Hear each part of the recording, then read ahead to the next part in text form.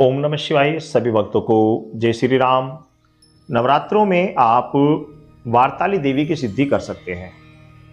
वारताली देवी देवी ये कौन सी देवी होती है? यह देवी आपको जिस व्यक्ति के बारे में भी आप जानना चाहते हैं, जिस व्यक्ति के बारे में भी आप कुछ पूछना चाहते हैं, अपने बारे में या अन्य किसी के बारे में कोई घटना घटने वाली है उसके बारे में पूछना चाहते हैं, या अपने बच्चों के बारे में पूछना चाहते हैं कि मेरे बच्चे अनुकूल हैं या प्रतिकूल हैं, या फिर गलत चल रहे हैं, किस तरह क्या है, या अन्य किसी व्यक्ति के बारे में कोई समस्या जानना चाहते हैं, तो आप इस वारताली देवी से आप कहकर सो जाइए। तो यह स्वप्न में आकर आपसे बात करती है, बाकायदा बात करती है और बाकायदा आपको पूरी समस्या विस्तार सहित बता देती है कि क्या समस्या, क्या प्रॉब्लम है और कब से हो रही है, किसने की है, किस तरह इसका उपाय होगा, पूरी जानकारी यह देवी आपको बता देती है। इस देवी को भोगवती कर्ण पिशाचनी कहा जाता है। जी हाँ, भोगवती कर्ण पिशाचनी। अब कर्ण पिशाचनी का नाम सुनकर ही बहुत सारे साधक तो चंबे में चले गए होंगे कि हमें पिशाचनों की साधना क्या जरूरत है करने की, पिशाचों की साधना हम क्यों करें। तो भाई, मैं आपको करने के लिए नहीं कह रहा हूं, या मैं आपको करने के लिए प्रेरित नहीं कर रहा हूं। आप जब करेंगे तो आपकी जिम्मेदारी पर करेंगे, अपनी जिम्मेदारी से करेंगे। मेरा और मेरे चैनल का कोई जिम्मेदारी नहीं है। आप लोगों की कमेंट्स थी, आप लोगों का क्वेश्चन था, मैं उसका उत्तर दे रहा हूं, तरीका बता रहा हूं, विधान बता रहा हूं। करना आपके ऊपर डिपेंड है। और एक बात और बता दे रहा हूं, कोई भी चीज बुरी नहीं होती, बुरी हम उसको खुद बनाते हैं। ये भी आप समझ लीजिए। हम मानते हैं कि पिशाचों को, भूत प्रेतों को नहीं पूजना चाहिए, ईश्वर को पूजना चाहिए। लेकिन ये भूत प्रेत पिशाच इत्यादि भी यदि हम इनके साथ सही व्यवहार रखकर सही तरीके से इनका पालन, सही तरीके से इनका यूज करते हैं, तो इनका भी उद्धार होता है और अपना भी उद्धार होता है। उसके लिए कुछ नियम होते हैं, कुछ कानून होते हैं, कुछ पहले ही वचनबद्ध करना पड़ता है, जिनके द्वारा आप कभी भी दुर्गति में नहीं पड़ेंगे। आप उल्टा उस पिशाचिनी का भी उद्धार कर बैठेंगे।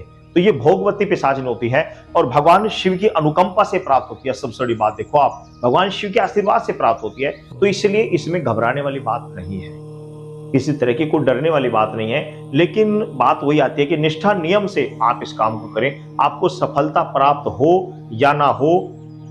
और आप सिद्धि सफलता में किसी तरह कोई त्रुटि करते हैं, कोई गलती करते हैं, कोई समस्या आती है, तो उसकी जिम्मेदार आप होंगे, मैं कोई जिम्मेदार नहीं होगा। मैं, मेरे पास किसी साधक ने मुझे जो चीज बताई थी, साधना उसने की हुई है, सफलता प्राप्त है, सब कार्य ठीक हो रहे हैं, लोगों की समस्या समाधान कर रहा है, उसने जो मुझे बताई थी वही चीज मैं आपको बता रहा हूँ। आपके सवाल के अनुसार जो आपने कमेंट्स की थी उसी के आधार पर मैं आपको बता रहा हूँ। ये भोगवती कर्ण पिशाचिनी देवी है। इसकी आराधना नवरात्रि में ही की जाती है, केवल और केवल नवरात्रि में ही की जाती है। चाहे आप गुप्त नवरात्रि में करें या प्रत्यक्ष में करें, साल में 4 नवरात्रि आते हैं, कोई से में भी आप इसका कर सकते हैं। पहले नवरात्रि से आपको, आप जिसकी पूजा करते हैं, माँ भगवती की आराधना या माता महाकाली की जो भी चौकी आपने लगा रखी है, आप जो कुछ भी कार्य करें, करते रहें, उससे इसमें कोई लेना देना नहीं है। आपने रात्रि के समय 9 बजे के बाद आपने क्या करना है, आपने आसन बिछा लेना है कुसा का। ध्यान रखना, कंबल का या टाट बोरी इत्यादि का आसन नहीं चलेगा, केवल और केवल कुसा का आसन चलेगा। कुसा का आसन आपने बिछा लेना है। कुसा का आसन आपने बिछा लिया, उसके ऊपर आपको बैठ जाना है। कुसा के आसन पर आपका जो मुख रहेगा, आपका मुख रहेगा पूरब या पश्चिम। पूरब या पश्चिम आप मुख करके बैठ जाएं। जिस तरह आपको आपका पूजा का स्थान हो, जैसे आपको सुविधा लगे उस प्रकार आप बैठ जाइए।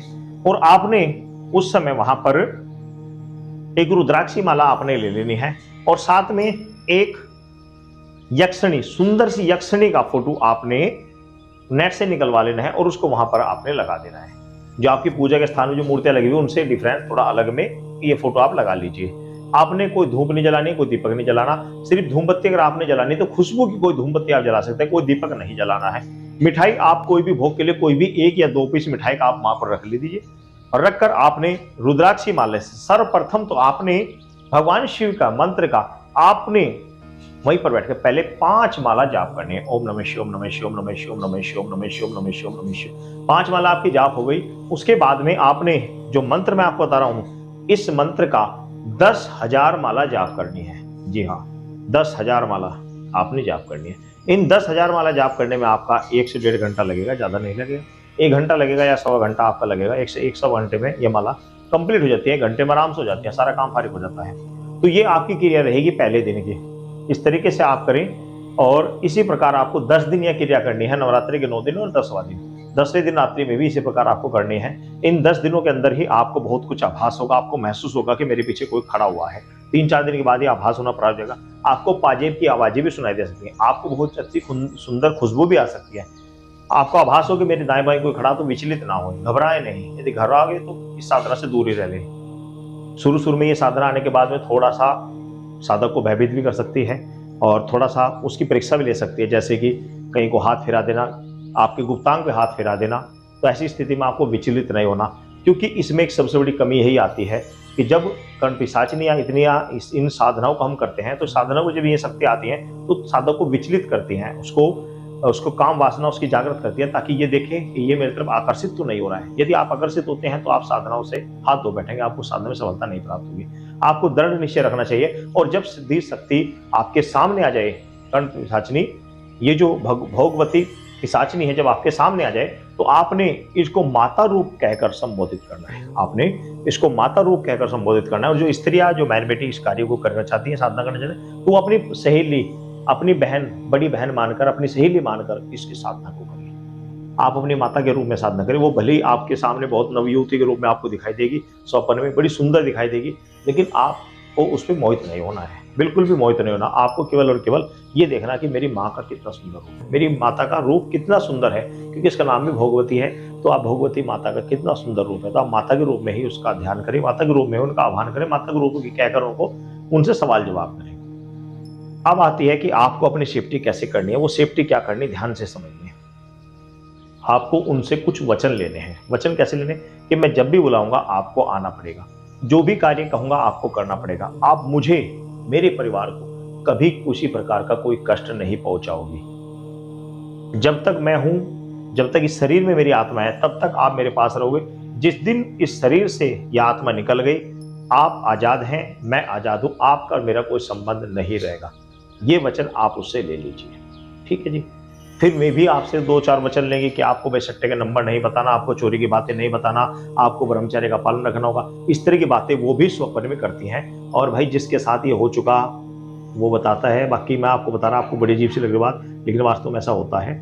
वार्तालाप होती है, सब काम होते हैं, सभी काम होते हैं, लेकिन एक चीज मैं आपको बता दे रहा हूँ कि जो फोटो आपने लगाया है, जरूरी नहीं कि वो उसी रूप में आकर बात करे। हो सकता है कि जो आपकी प्रत्यक्ष ही माता है उसी के रूप में आकर बात कर ले। हो सकता है कि आपकी चाची के रूप में आकर बात करे। हो सकता है आपकी चाची, ताई या मौसी या कोई भी आपकी जो बड़ी हो, सास इत्यादि, उनके रूप में आकर आपसे बात करे, या आपकी जो गुरु की पत्नी है उसके रूप में आकर बात करे, क्योंकि वो माता ही होती है, तो किसी के रूप में भी आकर बात कर सकती है। इस चीज को आपको समझना पड़ेगा, सोचना पड़ेगा। वे पहले आएंगे, बातचीत करेंगे, और ऐसा भी हो सकता है कि आपकी कोई प्रेमिका रही हो, उसके रूप में भी आकर बात कर रही है। अब आप समझेंगे प्रेमिका मेरे पास आ गई, आपका दिल बहल जाए, तो ऐसा नहीं करना है। इस चीज का विशेष ध्यान रखना है। जब किसी चीज का कंट्रोल करना है तो कंट्रोल करना है। यदि ब्रह्मचार्य का कंट्रोल नहीं कर सकते तो साधना को भूल जाइए। ब्रह्मचार्य पहले रखना सीखें, अपने पर दृढ़ विश्वास रखें, निष्ठा नियम रखें, और माता को माता गुरु मानकर, माँ भगवती को सर्वसरणी जगत जननी महामाया शक्ति स्वरूप मानकर, उन्हीं की ये रूप हैं जो हमारी बहन बेटियां घूम रही हैं।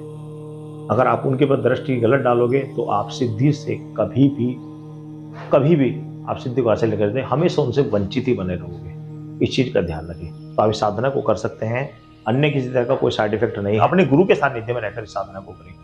मंत्र अब आप पहले ध्यान से सुन लीजिए। मंत्र है ओम ह्रीम मम सम भोगवती कर्ण पिशाचिनी प्रचंड वेगनी स्वाहा। ये मंत्र है 10,000 मंत्र प्रतिदिन जपना है, 10 दिन तक जपना है। जो भोग लगी, आपने मिठाई भोग लगाया है, उस भोग को उठाकर सुबह किसी कन्या को, किसी बच्चों को, किसी को भी आप बांट सकते हैं। और यदि कोई नहीं मिलता है तो छत पर आप रख सकते हैं, उसको एकांत में कहीं भी रख सकते हैं, उस भोग को रख दें। बस ये आपने कार्य करना। एक चीज छूट गई थी, मैं आपको बता दे रहा हूँ। भोग के साथ में आपको 1 लोटा जल आपको रखना है। लोटा या गिलास या कटोरी में आप जल रख लीजिए। उस जल को भी बाहर कहीं पर भी आप सुबह समय पेड़ पौधे में कहीं पर भी उस जल को डाल दीजिए। वह जल और मिठाई रात भर वहीं रखे रहेंगे। सुबह उठाना है जल भी और मिठाई भी। मिठाई बालकों में बांट दें या कहीं एकांत स्थान में कहीं भी रख दें। जल को आप किसी पेड़ में विसर्जन कर दें। ये तरीका, इस तरीके से आप साधना करें, सफलता 100% मिलेगी। सभी भक्तों को जय श्री राम।